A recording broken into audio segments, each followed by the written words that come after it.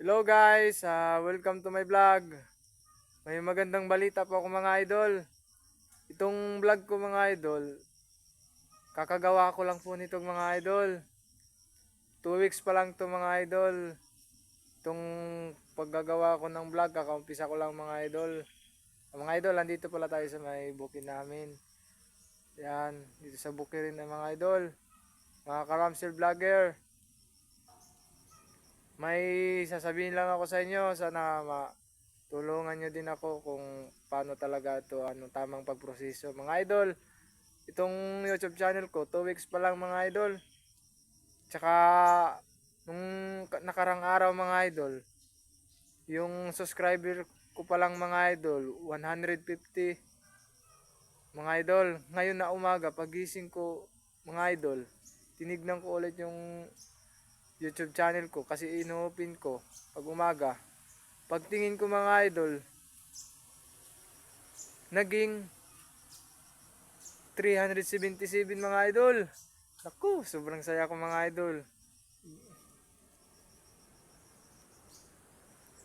Tapos, hindi ko rin alam mga idol, hindi ko rin ini-expect na pagpindot ko ng video ko po, biglang mayroong ads na lumalabas, tsaka may advertising. Naku, mga idol, ang saya-saya ko talaga. Hindi ko talaga inakala na magkakaroon ng ganyan. May ads na biglang lumabas agad na hindi pa naman marami yung subscriber ko, 377 pa lang po. Tsaka 2 weeks pa lang po ako naggagawa ng mga content. Hindi ko nga po alam ba't may lumalabas na advertising na ads.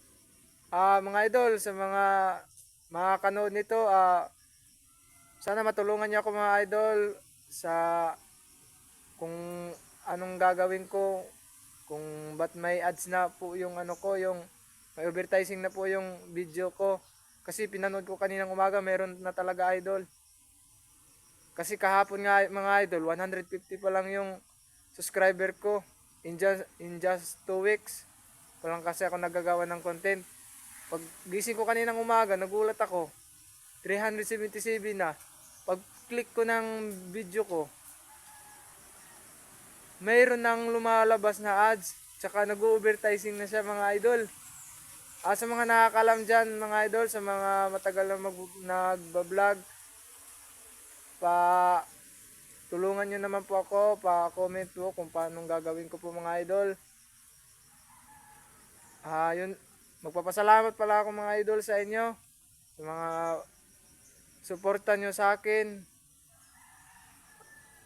sa mga panonood ng mga video ko, mga idol.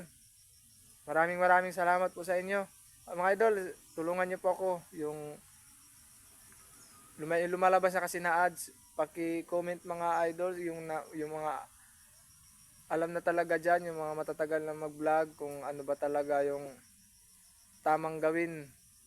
Hindi ko pa kasi maintindihan yun masyado. Pero sobrang tuwang-tuwa ako idol kasi kadalasan sa mga sinasabi ng mga vlogger, pag may ads na lumalabas, ano daw yan, parang namomonetize ka na. Kaya mga idol, comment po dyan, paki-comment po mga idol, kung sino man yan nakakalam, patulong naman po. Ayun lang mga idol, magandang umaga sa ating lahat. Ingat po tayo lahat mga idol. Hanggang dito na lang mga idol.